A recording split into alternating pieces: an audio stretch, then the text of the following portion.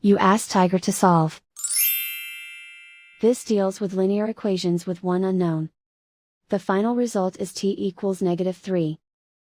Let's solve it step by step. Isolate the t. Divide both sides by -12.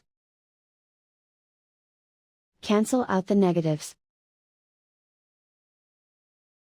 Simplify the fraction. Move the negative sign from the denominator to the numerator.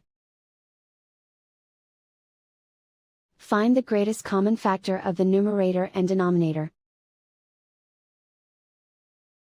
Factor out and cancel the greatest common factor.